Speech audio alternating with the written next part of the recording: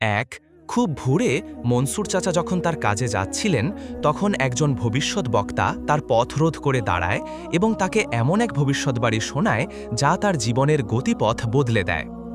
ভবিষ্যৎ বক্তা তাকে বলল, আপনার এক সন্তানের জীবন অন্যজনের মৃত্যুর ওপর নির্ভরশীল। মনসুর চাচা অবাক হয়ে দাঁড়িয়ে রইলেন। তারপর ভবিষ্যৎ বক্তার দিকে তাকিয়ে বললেন, তোমার কথার মানে কি বুড়ি?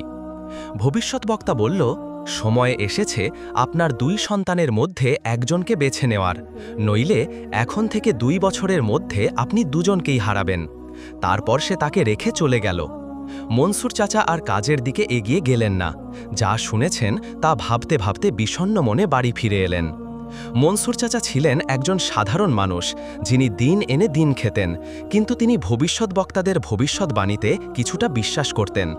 তার একজন সৎ স্ত্রী এবং 20 বছর বয়সী এক ছেলে ও এক মেয়ে যমজ সন্তান ছিল। এছাড়াও তার ছোট ছোট সন্তানও ছিল। মনসুর চাচা তার স্ত্রী ও সন্তানদের নিয়ে সুখী জীবন যাপন করছিলেন, কিন্তু ভবিষ্যৎ বক্তার কাছ থেকে যা শুনেছেন তা তার সেই সুখের পথে বাধা হয়ে দাঁড়ালো। দিন কেটে গেল। মনসুর চাচা তার স্ত্রীকে ভবিষ্যৎ বক্তার কথা জানাননি, যাতে তাকে চিন্তার ভার বহন করতে না হয়। তিনি বিষয়টি নিজের ভেতরেই চেপে রাখলেন, যতক্ষণ না তার চেহারায় দুঃখের ছাপ ফুটে উঠল। তার স্ত্রী তা লক্ষ্য করলেন। তখন তার স্ত্রী তাকে তার দুঃখ ও উদ্বেগের কারণ জিজ্ঞাসা করলেন। মনসুর চাচা আর নিজের ভেতরে তা চেপে রাখতে পারলেন না, তাই তিনি তার স্ত্রীকে ভবিষ্যৎ বক্তার কাছ থেকে যা শুনেছেন তা জানালেন। তার স্ত্রী ভবিষ্যৎ বক্তাদের ভবিষ্যৎবাণীতে বিশ্বাস করতেন না এবং এগুলোকে সেই সব জাদুকর ও প্রতারকদের মিথ্যা ও কুসংস্কার ছাড়া আর কিছুই মনে করতেন না। তাই তিনি তার স্বামীকে এই কুসংস্কারগুলিতে কান না দেওয়ার পরামর্শ দিলেন এবং বললেন যে তিনি সেই ভবিষ্যৎ বক্তার কাছ থেকে যা শুনেছেন তা মিথ্যা দাবি ছাড়া আর কিছুই নয়। মনসুর চাচা তার স্ত্রীর পরামর্শ শুনলেন এবং ভবিষ্যৎ বক্তার কথা ভুলে যাওয়ার চেষ্টা করলেন, কিন্তু সময় যাওয়ার সাথে সাথে যখনই তার সন্তানদের একজনের সাথে কিছু ঘটত, মনসুর চাচার সেই ভবিষ্যৎ বক্তার কথা মনে পড়ে যেত এবং তিনি ভাবতেন যে তার ভবিষ্যৎবাণী সত্যি হতে পারে। মনসুর চাচা এভাবেই দিন কাটাতে লাগলেন, যতক্ষণ না 2 বছর প্রায় শেষ হয়ে এলো। তখন ভবিষ্যৎ বক্তা আবার তার কাছে এসে তাকে আগের কথা মনে করিয়ে দিল এবং বলল, 2 বছর প্রায় শেষ হয়ে এসেছে। যদি তুমি আমার কথা মতো তোমার সন্তানদের একজনকে বেছে না নাও, তাহলে ভবিষ্যৎবাণী সত্যি হবে এবং দুজনেই ধ্বংস হয়ে যাবে। মনসুর চাচা ভবিষ্যৎ বক্তার কথা শুনলেন, কিন্তু তার স্ত্রীর বলা কুসংস্কার ও মিথ্যার কথাগুলোও মনে পড়ল। তিনি ভবিষ্যৎ বক্তার দিকে তাকিয়ে চিৎকার করে বললেন, আমি তোমার কথা বিশ্বাস করি না এবং তোমাকে এখানে আর দেখতে চাই না। কিন্তু চলে যাওয়ার আগে ভবিষ্যৎ বক্তা তাকে বলল যে তার কথার সত্যতার প্রমাণ হিসেবে সে এক গুরুতর রোগে অসুস্থ হয়ে পড়বে। কিছু সময় যেতে না যেতেই ভাগ্যক্রমে মনসুর চাচা অসুস্থ হয়ে পড়লেন। আল্লাহ যেন সেই সব কুসংস্কার ও মিথ্যার প্রতি তার বিশ্বাস পরীক্ষা করছিলেন। দুর্ভাগ্যবশত অসুস্থ হওয়ার পর মনসুর চাচা ভবিষ্যৎ বক্তার কথার সত্যতা অনুভব করতে শুরু করলেন এবং ভয় পেলেন যে তিনি তার 2 সন্তানকেই হারাবেন। একই সময়ে তার হৃদয় ভেঙে যাচ্ছিল এবং তিনি নিজেকে বলছিলেন, আমি কিভাবে আমার সন্তানদের একজনের মধ্যে বেছে নেব। কিন্তু তার অসুস্থতা বেড়ে গেল এবং তিনি বিশ্বাস করলেন যে ভবিষ্যৎ বক্তার ভবিষ্যৎবাণী অনিবার্যভাবে ঘটবে এবং তিনি তার ছেলে ও মেয়ে দুজনকেই হারাবেন। তাই তিনি তার মেয়েকে শেষ করে দিয়ে ছেলেকে বাঁচিয়ে রাখার সিদ্ধান্ত নিলেন, এই ভেবে যে ছেলে তার মৃত্যুর পর তার মা এবং ছোট ভাই বোনদের যত্ন নিতে পারবে। গ্রামের প্রান্তে এক সুদর্শন যুবক বাস করত, কিন্তু তার হৃদয়ে দয়ামায়ার লেশমাত্র ছিল না। মনসুর চাচা তার কাছে গেলেন তার মেয়েকে শেষ করে দেওয়ার অনুরোধ করতে এবং তাকে যা ঘটেছে ও ভবিষ্যৎ বক্তার ভবিষ্যৎবাণী খুলে বললেন। যুবকটি বিনা দ্বিধায় বলল, আমি তাকে শেষ করে দেব, কিন্তু তোমাকে এতে সাহায্য করতে হবে। মনসুর চাচা বললেন, আমাকে কি করতে হবে? যুবকটি বলল, আগামীকাল আমি তোমার কাছে আসব এবং তোমার মেয়েকে বিয়ের প্রস্তাব দেব। তোমাকে শুধু বিয়েতে রাজি হতে হবে। মনসুর চাচা যুবকের কথায় রাজি হয়ে বাড়ি ফিরে এলেন এবং তার মেয়েকে জানালেন যে আগামীকাল এক সুদর্শন যুবক তাকে বিয়ে করতে আসবে। মেয়েটি এতে খুশি হল যখন তার বাবা অশ্রুভরা চোখে এবং দুঃখী হৃদয়ে তার দিকে তাকিয়েছিলেন। পরের দিন যুবকটি মনসুর চাচার বাড়িতে গিয়ে তার মেয়েকে বিয়ে করল। তারপর সে মেয়েটিকে নিয়ে তার সাধারণ বাড়িতে চলে গেল। সকালে সে মেয়েটিকে তার সাথে ঘুরতে যাওয়ার জন্য বলল, যাতে সে গ্রাম থেকে দূরে চলে যেতে পারে এবং তাকে শেষ করার সময় কেউ দেখতে না পায়। মেয়েটি তার সাথে বেরিয়ে করল। সে জানত না যে সেই যুবক তার জন্য কি ষড়যন্ত্র করছে। তারা যখন হাঁটছিল মেয়েটি তার দিকে তাকালো এবং দেখল যে সে রেগে আছে। সে তাকে তার রাগের কারণ জিজ্ঞাসা করল, কিন্তু সে উত্তর দিল না। মেয়েটি তাকে তার রাগ থেকে বের করে আনতে চাইল এবং বলল, আমি যদি তোমাকে একটি গল্প বলি যা তোমার ভালো লাগবে। যুবকটি এই ধারণা প্রত্যাখ্যান করল, কিন্তু মেয়েটি জোর করল। মেয়েটি অবিশ্বাস্যভাবে হাসি খুশি ছিল, তাই সে তাকে তার পড়া কিছু গল্প এবং মজার ঘটনা বলতে শুরু করল, যতক্ষণ না যুবকটি তার গল্প পছন্দ করতে শুরু করল। তারা হাঁটতে থাকল যতক্ষণ না তারা পাশের একটি শহরের প্রান্তে পৌঁছালো। যখন তারা সেখানে ছিল, দুজন নগররক্ষী তাদের কাছে এসে তাদের গ্রেফতার করল এবং শাসকের প্রাসাদে নিয়ে গেল। তখন মেয়েটি কি ঘটছে তা বুঝতে পারছিল না, কিন্তু যখন তারা শাসকের সামনে দাঁড়ালো, যুবকটি বলল, মহামান্য শাসক, আমরা কিছু করিনি, আমরা এখানে কেন? শাসক বললেন, কয়েকদিন আগে শহরে একটি বড় চুরির ঘটনা ঘটেছে এবং আমরা শহরের কাছে আসা যে কোনো অপরিচিত ব্যক্তিকে গ্রেফতার করার সিদ্ধান্ত নিয়েছি। ব্যাপারটি পরিষ্কার না হওয়া পর্যন্ত তোমরা এখানে বন্দী থাকবে। তারপর তিনি রক্ষীদের তাদের কারাগারে নিয়ে যাওয়ার নির্দেশ দিলেন। কিন্তু যুবকটি সাহসী ছিল, তাই সে এই আদেশের বিরোধিতা করল এবং রক্ষীদের সাথে যেতে অস্বীকার করল। রক্ষীদের কাছে তাকে জোর করে নিয়ে যাওয়ার জন্য মারধর করা ছাড়া আর কোনো উপায় ছিল না। একই সময়ে শাসকের কন্যা তার বাবার পাশে বসেছিল এবং সে যুবক ও তার সাহসিকতায় মুগ্ধ হয়েছিল, কিন্তু সে তা প্রকাশ করল না। এরপর রক্ষীরা যুবক ও মেয়েটিকে কারাগারে নিয়ে গেল। প্রাসাদের রক্ষীদের কাছ থেকে পাওয়া প্রচণ্ড মারের কারণে যুবকের মুখে এবং শরীরে কিছু আঘাত লেগেছিল। মেয়েটি যুবকের দিকে তাকালো এবং তার জন্য দুঃখে তার চোখ অশ্রুতে ভরে গেল। সে তার কিছু ক্ষত মুছে দিতে শুরু করল যাতে তার ব্যথা কিছুটা কমে। সেই মুহূর্ত থেকে সব কিছু বদলে গেল। যখন যুবকটি মেয়েটির হৃদয়ের উদারতা এবং তার চোখে তার জন্য গভীর ভয় দেখতে পেল, তখন সে তার প্রেমে পড়তে শুরু করল, যদিও সে তাকে শেষ করে দিতে চেয়েছিল। সে সিদ্ধান্ত নিল যে আজকের পর থেকে সে তার কোনো ক্ষতি করবে না। তারপর সে তার দিকে তাকিয়ে তাকে তার বাবা যা অনুরোধ করেছিল তা বলল এবং জানালো যে ভবিষ্যৎ বক্তার ভবিষ্যৎবাণীতে বিশ্বাস করার কারণে সে তাকে শেষ করে দিতে চেয়েছিল। সে তাকে আরও বলল যে তার বাবা তাকে খুব ভালোবাসে, কিন্তু সে এটি করতে বাধ্য হয়েছিল যাতে সে তাকে এবং তার ভাইকে একসাথে না হারায়। যুবকটি যা বলল তা শুনে মেয়েটি অবাক হয়ে গেল, যেন সে যা শুনছে তা বিশ্বাস করতে পারছিল না। তার মনে ভয় দেখা দিল, কারণ সে বুঝতে পারল যে যুবকটি একজন খারাপ মানুষ। কিন্তু যুবকটি তাকে আশ্বস্ত করল এবং বলল যে তার হৃদয় সম্পূর্ণরূপে বদলে গেছে, কারণ এটি তার ভালোবাসায় পূর্ণ হয়েছে এবং এখন থেকে সে তাকে রক্ষা করবে এবং যে কোনো বিপদ থেকে তাকে বাঁচাবে। অবশেষে মেয়েটি স্বস্তি বোধ করল এবং তার কাছে প্রতিজ্ঞা চাইল যে সে তাকে কখনো ছেড়ে যাবে না এবং তার খারাপ কাজে আর ফিরে যাবে না। যুবকটি তার দিকে স্নেহ ও ভালোবাসার দৃষ্টিতে তাকালো এবং তার অনুরোধ মতো প্রতিজ্ঞা করল। তারা কারাগারে কয়েকদিন কাটিয়ে দিল, যতক্ষণ না একজন রক্ষী এসে যুবককে জানালো যে শাসকের কন্যা তার সাথে দেখা করতে চায়। যুবকটি অবাক হলো এবং বুঝতে পারল না কেন শাসকের কন্যা তার সাথে দেখা করতে চায়, কিন্তু সে কারণ জানতে রক্ষীর সাথে গেল। যখন সে তার সামনে দাঁড়ালো, সে বলল, আমি দেখছি তুমি একজন সুদর্শন এবং সাহসী যুবক এবং আমি চাই তুমি আমাকে বিয়ে করো। যুবকটি যা শুনল তাতে হতবাক হয়ে গেল এবং অবাক হয়ে তার দিকে তাকালো। সে বলল, এটা কিভাবে সম্ভব? তুমি শাসকের কন্যা আর আমি সাধারণ মানুষের একজন এবং তোমার বাবার কাছে বন্দী। শাসকের কন্যা বলল, আমার বাবা ছোটবেলা থেকে আমার কোনো অনুরোধ প্রত্যাখ্যান করেন না। তোমাকে শুধু রাজি হতে হবে আর আমি তোমাকে কারাগার থেকে বের করে আনব, আর তখন তুমি রাজকুমারীর স্বামী হবে। তারপর সে তার দিকে তাকিয়ে বলল, কিন্তু একটি শর্ত আছে। যুবকটি বলল, সেটা কি? শাসকের কন্যা বলল, তুমি তোমার সাথে আসা স্ত্রীকে ত্যাগ করবে এবং তার কাছে আর ফিরে যাবে না। আমি আমার বাবাকে বলবো যেন তাকে কারাগার থেকে আর বের না করা হয়। যুবকটি কিছুক্ষণ ভাবল। সে চালাক ছিল, তাই সে কারাগার থেকে বেরিয়ে আসার জন্য এই সুযোগটি ব্যবহার করতে চাইল এবং নিজেকে বলল, আমি যদি কারাগার থেকে বেরোতে পারি তাহলে হয়তো আমি নিজেকে এবং আমার অসহায় স্ত্রীকে শাসকের হাত থেকে বাঁচাতে পারব। সে শাসকের কন্যার দিকে তাকিয়ে বলল, আমি তোমার শর্তে রাজি এবং তোমার জন্য আমার স্ত্রীকে ত্যাগ করব। এরপর শাসকের কন্যা তার বাবার কাছে গিয়ে জানালো যে সে সেই বন্দী যুবককে বিয়ে করতে চায় এবং তাকে রাজসভার একজন ঘনিষ্ঠ সদস্য বানানোর জন্য অনুরোধ করল। শাসক তার মেয়ের অনুরোধ পূরণ করতে দ্বিধা করেননি, যেমন তিনি অভ্যস্ত ছিলেন, এবং তার মেয়ে যা চেয়েছিল তাতে রাজি হলেন। কয়েকদিন পর শাসকের কন্যা সেই যুবককে বিয়ে করল যেমন সে চেয়েছিল। তাকে কারাগার থেকে বের করে আনার পর এবং তার প্রথম স্ত্রীকে ত্যাগ করতে বাধ্য করার পর দিন কেটে গেল। যুবকটি শাসকের কন্যাকে বলল যে তারা প্রত্যেকে একটি করে ঘোড়ায় চড়ে রাজকীয় পরিবেশ এবং প্রাসাদের জীবন থেকে দূরে কোথাও ঘুরতে যাবে। শাসকের কন্যা তার স্বামীর অনুরোধ মতো কাজ করল এবং রক্ষীদের দুটি ঘোড়া আনতে বলল। যুবক এবং শাসকের কন্যা ঘোড়ায় চড়ল এবং হাঁটতে হাঁটতে পাশের মরুভূমির প্রান্তে পৌঁছাল। যুবকটির উদ্দেশ্য ছিল শাসকের কন্যাকে ব্যবহার করে তার প্রথম স্ত্রীকে কারাগার থেকে মুক্ত করা। সে শাসকের কন্যার দিকে তাকিয়ে বলল, আমি তোমার কাছে একটি অনুরোধ করতে চাই।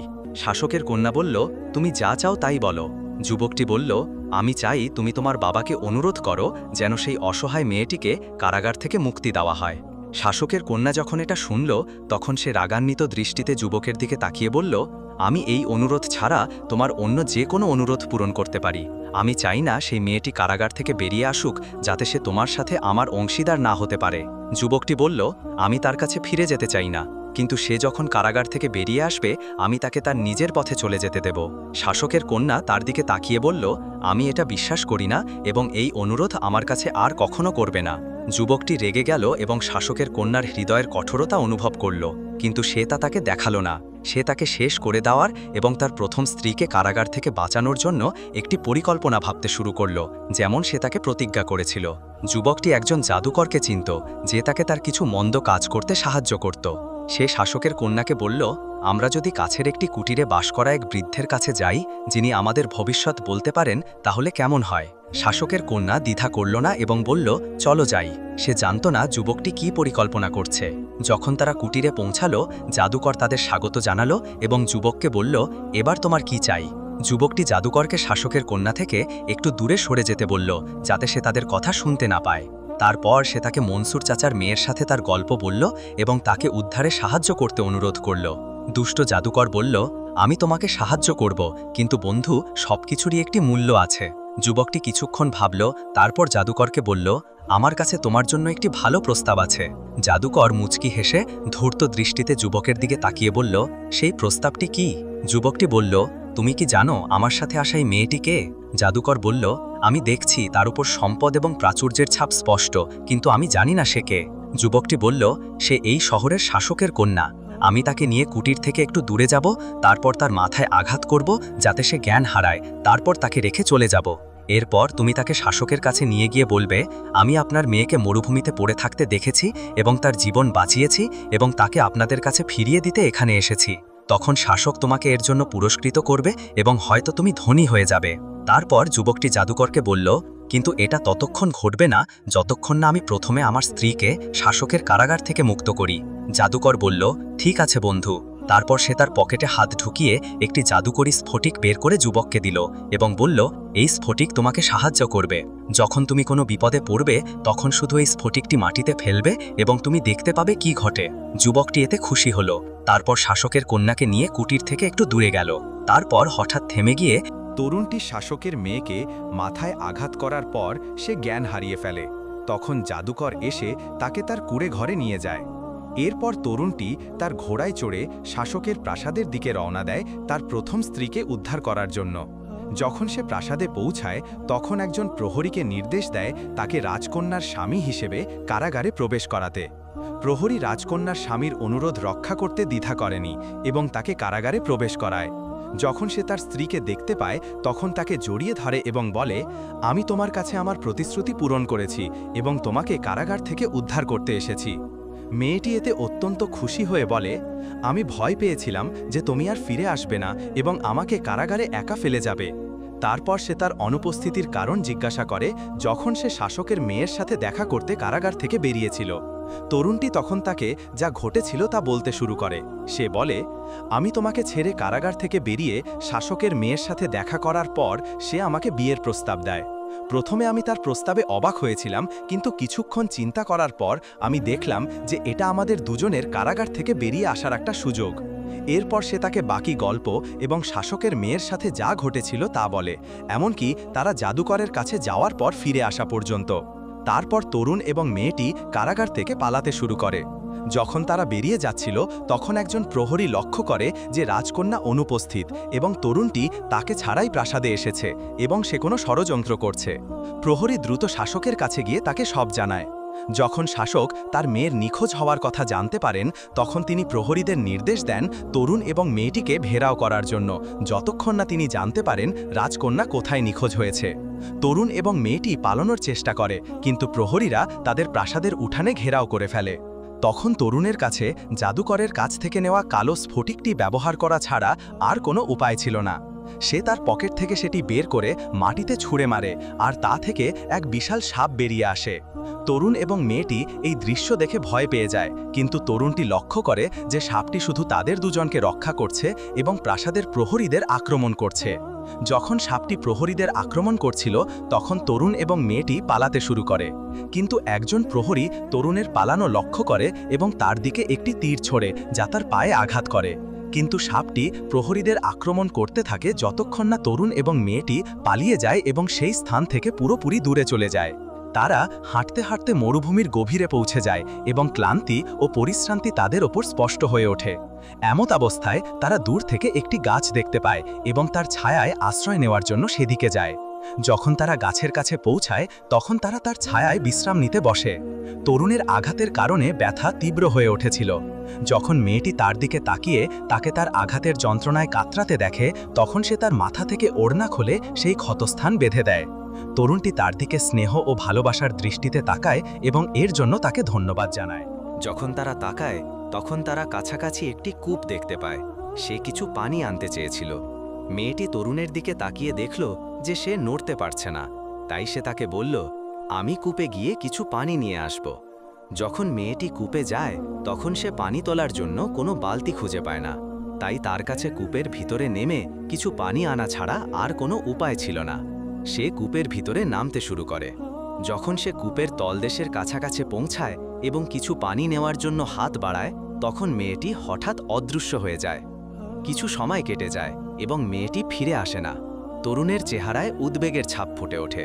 সে তাকে খোঁজার জন্য কূপের দিকে যাওয়ার সিদ্ধান্ত নেয়, কিন্তু সে তার পায়ে দাঁড়াতে পারছিল না। তাই সে হামাগুড়ি দিয়ে কূপের দিকে যেতে থাকে যতক্ষণ না সে সেখানে পৌঁছায়। যখন সে কূপের ভিতরে তাকায় তখন সে মেয়েটিকে খুঁজে পায় না। তখন তরুণটি আতঙ্কিত হয়ে পড়ে এবং মেয়েটিকে খুঁজতে চারপাশে তাকাতে শুরু করে, কিন্তু কোনো লাভ হয় না। একই সময়ে মেয়েটি নিজেকে কূপের তলদেশে দেখতে পায় এবং তলদেশ থেকে পানি অদৃশ্য হয়ে গিয়েছিল। মেয়েটি আবার ওপরে উঠে কূপ থেকে বেরিয়ে আসার চেষ্টা করে, কিন্তু সে পারছিল না। যখন সে তার সামনে তাকায় তখন সে একটি হিংস্র কালো কুকুরকে কূপের তলদেশে একটি শেকলে বাঁধা অবস্থায় দেখতে পায়। কুকুরটি তার দিকে ঘেউ ঢেউ করতে থাকে যেন সে তাকে আক্রমণ করতে চায়। মেয়েটি সেই দৃশ্য দেখে ভয় পেয়ে যায়, কিন্তু পরে সে লক্ষ্য করে যে তার কাছে পানি ভর্তি একটি পাত্র রয়েছে, কিন্তু শেকলে বাঁধা থাকার কারণে সে সেটিতে পৌঁছাতে পারছে না। তখন মেয়েটি বুঝতে পারে যে কুকুরটি তৃষ্ণার কারণে ঘেউ ঘেউ করছে এবং যেন তার কাছে পানি পান করানোর জন্য অনুরোধ করছে। মেয়েটি তার ভয় নিয়ন্ত্রণ করার চেষ্টা করে এবং তার কাছে পানি এগিয়ে দিতে শুরু করে। যখন কুকুরটি পানি পান করে তখন ধোঁয়া কূপের তলদেশ পূর্ণ করে ফেলে এবং তা থেকে কালো আলখাল্লা পরা একজন জিন বেরিয়ে আসে। যখন মেয়েটি সেই দৃশ্য দেখে তখন সে প্রায় জ্ঞান হারাতে যাচ্ছিল, কিন্তু জিন তাকে আশ্বস্ত করে বলে, ভয় পেও না, আমি এখানে তোমাকে সাহায্য করার জন্য এসেছি। তুমি আমাকে আমার বন্দিদশা থেকে মুক্ত করেছ, যেখানে আমি দীর্ঘকাল ধরে বন্দী ছিলাম। মেয়েটি তাকে বলে, তোমার সাথে এমনটা কিভাবে হলো? জিন বলে, একজন জাদুকর আমাকে এই কূপে দীর্ঘকাল ধরে বন্দী করে রেখেছিল, যখন আমি তার মন্দ কাজে সাহায্য করতে অস্বীকার করেছিলাম। সে আমার উপর একটি জাদু করে আমাকে একটি কুকুরে পরিণত করে, তারপর আমাকে এখানে নিয়ে আসে এবং আমাকে কূপের তলদেশে একটি শেকলে বেঁধে দেয়, যেমনটা তুমি দেখেছ। সে আমার পাশে পানি ভর্তি একটি পাত্র রেখে দিয়ে বলেছিল, তুমি এই কূপ থেকে বেরোতে পারবে না যতক্ষণ না একজন দয়ালু হৃদয়ের মানুষ এসে তোমাকে এই পানি থেকে পান করাবে। মেয়েটি জিনের গল্প শোনার পর কিছুটা শান্ত হয়। জিন তার দিকে তাকিয়ে তাকে এখানে আসার কারণ জিজ্ঞাসা করে। মেয়েটি তাকে শুরু থেকে তার গল্প বলে যতক্ষণ না সে কূপের তলদেশে পৌঁছায়। তারপর সে বলে, আমি এখান থেকে বের হওয়ার চেষ্টা করেছি কিন্তু পারিনি। জিন বলে, চিন্তা করো না, আমি নিজের ওপর প্রতিজ্ঞা করেছি যে আমাকে আমার বন্দিদশা থেকে মুক্ত করবে, আমি তার 4টে ইচ্ছা পূরণ করব। মেয়েটি খুশি হয়ে বলে, তুমি যা বলছো তা কি সত্যি? জিন হেসে বলে, তুমি যা চাও তা চাও এবং তুমি নিজের চোখে দেখতে পাবে। মেয়েটি বলে, আমি কূপের তলদেশ থেকে বেরিয়ে যেতে চাই। জিন বলে, শুনলাম এবং মানলাম। মেয়েটি চোখ বন্ধ করার আগেই জিন তাকে কূপের বাইরে বের করে নিয়ে আসে। যখন মেয়েটি কূপ থেকে বেরিয়ে আসে তখন সে তার স্বামীকে বসে তার জন্য অপেক্ষা করতে দেখে, যে তার দুঃখে মাথা নিচু করেছিল। সে শান্তভাবে তার কাছে গিয়ে তার কাঁধে হাত রাখে। যখন তরুণটি মাথা তুলে তখন সে তার স্ত্রীকে তার সামনে দাঁড়িয়ে থাকতে দেখে। তরুণটি তখন তা বিশ্বাস করতে পারছিল না, কারণ সে ভেবেছিল যে সে তাকে হারিয়ে ফেলেছে। সে তাকে জড়িয়ে ধরে বলে, আমি ভেবেছিলাম আমি তোমাকে আর কখনো দেখতে পাবো না। তারপর সে তার দিকে তাকিয়ে তার নিখোঁজ হওয়ার কারণ জিজ্ঞাসা করে। মেয়েটি বলে, যখন আমি তোমার জন্য পানি আনতে গিয়েছিলাম তখন আমি কূপ থেকে পানি তোলার জন্য কিছু খুঁজে পাইনি, তাই আমি কূপে নামতে শুরু করি। যখন আমি পানি স্পর্শ করি তখন আমি হঠাৎ নিজেকে কূপের তলদেশে দেখতে পাই এবং পানি অদৃশ্য হয়ে গিয়েছিল। তরুণটি বলে, কিন্তু আমি যখন তোমাকে খোঁজার জন্য কূপে তাকিয়েছিলাম তখন আমি কূপের ভিতরে পানি ছাড়া আর কিছু খুঁজে পাইনি। জিন তাদের কথা শুনছিল এবং হেসে বলল, যে লোকটি আমাকে বন্দি করেছিল সে আমাকে ভিতরে বন্দি করার পর কূপের উপর একটি জাদু করেছিল। সে এমন ব্যবস্থা করেছিল যে উপর থেকে দেখবে সে কূপে পানি দেখতে পাবে, যাতে কেউ আমাকে ভিতরে দেখতে না পায় এবং আমাকে উদ্ধার করতে না পারে। আর যে তলদেশে পৌঁছাবে সে সেখানে কিছুই খুঁজে পাবে না। তারপর জিন মেয়েটির দিকে তাকিয়ে বলল, মনে রেখো, তোমার এখনো 3টে ইচ্ছা বাকি আছে যা আমি পূরণ করতে পারি। মেয়েটি তার স্বামীর দিকে তাকিয়ে তার আঘাতের যন্ত্রণায় কাতরাতে দেখে, তাই সে জিনকে বলে, আমি চাই তুমি আমাকে এই ক্ষত নিরাময়ে সাহায্য করো। জিন তার দিকে তাকায় এবং সে একজন সৎ জিন ছিল, তাই বলল, আরোগ্য দানকারী হলেন আল্লাহ, কিন্তু আমি ক্ষতটি দ্রুত নিরাময় করতে পারি। জিন তার স্বামীর পাশে বসে বলল, বিসমিল্লাহ, এই ক্ষত নিরাময় হোক। তারপর সেটিতে হাত বুলিয়ে দেয় এবং খুব বেশি সময় লাগেনি, তরুণটি আবার তার পায়ে দাঁড়াতে সক্ষম হয়। মেয়েটি এতে খুশি হয়, কিন্তু তার ভাই এবং বাবার কথা মনে পড়ে। তখন সেই 2 বছর শেষ হয়ে গিয়েছিল যা গণক বলেছিল। মেয়েটি জিনকে বলল, আমি চাই তুমি গিয়ে আমাকে আমার ভাই এবং বাবার অবস্থা সম্পর্কে জানাও 2 বছর শেষ হওয়ার পর। জিন তাদের সামনে থেকে কয়েক মিনিটের জন্য অদৃশ্য হয়ে যায়, তারপর ফিরে আসে। সে মেয়েটির দিকে তাকিয়ে বলল, তোমার ভাই একটি গভীর রোগে অসুস্থ হয়ে পড়েছে এবং আমি তোমার বাবাকে তার পাশে দুঃখিত হয়ে বসে থাকতে দেখেছি। তিনি বলছিলেন, আমার মেয়ে হারিয়ে গেছে এবং এখন আমার ছেলেও হারিয়ে যাবে। জিনটির কথা শুনে মেয়েটি দুঃখিত হয়ে গেল এবং তার কাছে শেষ একটি ইচ্ছে ছিল যা জিনটি পূরণ করতে পারত। তাই সে তাকে তার ভাইয়ের চিকিৎসায় সাহায্য করার জন্য অনুরোধ করল। জিনটি বলল, একটি ঝর্ণা আছে যাকে জীবনের ঝর্ণা বলা হয়, যদি তোমার ভাই তা থেকে পান করে তাহলে আল্লাহর ইচ্ছায় সে তার রোগ থেকে মুক্তি পাবে। মেয়েটি বলল, সেই ঝর্ণা কোথায় অবস্থিত? জিনটি বলল, সেই ঝর্ণাটি এখান থেকে অনেক দূরে একটি গ্রামে অবস্থিত, কিন্তু আমি তোমাদের দুজনকে সেখানে পৌঁছে দিতে পারি। কিন্তু জেনে রাখো যে এই গ্রামের মানুষের অদ্ভুত রীতিনীতি ও বিশ্বাস রয়েছে। তারা যে কোনো অপরিচিত ব্যক্তিকে ধরে ফেলে এবং তাদের দেবতাদের জন্য বলি দেয়। জিনটির কথা শুনে মেয়েটি কিছুটা ভয় পেয়ে যায়, কিন্তু তরুণ তাকে আশ্বস্ত করে বলে, ভয় পেও না, আমি তোমার পাশে আছি। তারপর তরুণটি জিনকে বলল, চলো যাই। হঠাৎ জিনটি একটি বিশাল ঈগলে পরিণত হয়, তারপর তাদের পিঠে তুলে নিয়ে উঁচুতে উড়ে যায়। সে উড়তে থাকে যতক্ষণ না তাদের গ্রামের প্রান্তে পৌঁছে দেয়। তারপর সে তাদের মাটিতে নামিয়ে দেয়। যখন তরুণ এবং মেয়েটি তার পিঠ থেকে নামে তখন জিনটি তার আগের রূপে ফিরে আসে। তারপর সে তাদের বলে, তোমাদের এখন এই গ্রামে প্রবেশ করার একটি সুযোগ আছে। তারা আজ তাদের রীতিনীতিতে ব্যস্ত। তোমাদের দ্রুত ঝর্ণা থেকে পানি নিয়ে আসতে হবে সেই রীতিনীতি শেষ হওয়ার আগে। তারপর সে চলে যায় এবং এর সাথে 4টে ইচ্ছাও শেষ হয়ে যায়। মেয়েটি এবং তরুণটি সাবধানে গ্রামের ভিতরে লুকিয়ে প্রবেশ করে যতক্ষণ না তারা ঝর্ণার কাছে পৌঁছায়। তাদের সাথে একটি ছোট বোতল ছিল, তাই তারা ঝর্ণার পানি দিয়ে তা ভরে নেয়। যখন তারা এমন করছিল তখন গ্রামের একজন বাসিন্দা তাদের দেখে ফেলে এবং চিৎকার করতে শুরু করে, এই 2 অপরিচিতকে ধরো। তরুণ এবং মেয়েটি দৌড়াতে শুরু করে, পালানোর চেষ্টা করে যতক্ষণ না তারা একটি খাদের প্রান্তে পৌঁছায়। গ্রামের লোকেরা তাদের কাছে এসে তাদের ঘিরে ফেলেছিল। মেয়েটি তরুণটিকে বলল, আমাদের আর কোনো উপায় নেই, হয় গ্রামের লোকেরা আমাদের ধরে ফেলবে অথবা আমরা খাদের উপর থেকে লাফ দেব। তখন তরুণ এবং মেয়েটি ভেবেছিল যে তারা নিশ্চিতভাবেই ধ্বংস হয়ে যাবে। হঠাৎ তারা দেখল জিনটি তাদের সামনে আবির্ভূত হয়েছে এবং আবার একটি বিশাল ঈগলে পরিণত হয়েছে। সে দ্রুত তাদের পিঠে তুলে নিয়ে উঁচুতে উড়ে গেল, তাই গ্রামের লোকেরা তাদের ধরতে পারল না। যখন তারা আকাশে ছিল মেয়েটি জিনকে বলল, 4টে ইচ্ছা শেষ হয়ে যাওয়ার পরও তুমি আমাদের কাছে কি করে ফিরে এলে? জিনটি মেয়েটিকে বলল, আমি আবার তোমার দয়ালু হৃদয়ে এবং ভালোর প্রতি তোমার ভালোবাসা দেখে এসেছি। অবশেষে তরুণ এবং মেয়েটি চাচা মনসুরের বাড়িতে পৌঁছায়। যখন চাচা মনসুর তার মেয়েকে দেখতে পান তখন তিনি বিশ্বাস করতে পারছিলেন না যে সে এখনও বেঁচে আছে এবং তাকে শক্ত করে জড়িয়ে ধরেন। চাচা মনসুর এতে খুশি হন, কিন্তু একই সাথে তিনি তার ছেলের জন্য দুঃখিত ছিলেন, কারণ সে অসুস্থ হয়ে পড়েছিল। তিনি তার মেয়েকে সে কথা জানান। মেয়েটি তার বাবাকে বলল, দুঃখ করো না বাবা, আমি আমার ভাইয়ের অসুস্থতার কথা জানতে পেরেছি এবং তার জন্য ওষুধ নিয়ে এসেছি। চাচা মনসুর তার মেয়েকে বললেন, সত্যি আমার মেয়ে? মেয়েটি বলল, সত্যিই বাবা। তারপর মেয়েটি তার ভাইয়ের কাছে গিয়ে তাকে জীবনের ঝর্ণা থেকে আনা পানি পান করায়। খুব বেশি সময় লাগেনি, সে মহান আল্লাহর ইচ্ছায় সুস্থ হয়ে ওঠে। চাচা মনসুর বিশ্বাস করতে পারছিলেন না যে তার ছেলে সুস্থ হয়ে গেছে এবং তার মেয়ে তার কাছে ফিরে এসেছে। তিনি অত্যন্ত খুশি হন এবং তার মেয়ের কাছে তাকে ক্ষমা করে দেওয়ার জন্য অনুরোধ করেন। চাচা মনসুরের স্ত্রী তার পাশে দাঁড়িয়েছিলেন। তিনি তার দিকে তাকিয়ে বললেন, আমি কি তোমাকে আগে পরামর্শ দিইনি যে এই সব জাদুকর ও প্রতারকরা যা দাবি করে তা মিথ্যা ও কুসংস্কার ছাড়া আর কিছুই নয়? তখন চাচা মনসুর হাসলেন যখন তিনি তার স্ত্রীর কথা সত্যতা বুঝতে পারলেন এবং বললেন, জ্যোতিষীরা মিথ্যা বলে, যদিও কখনো কখনো তাদের কথা মিলে যায়।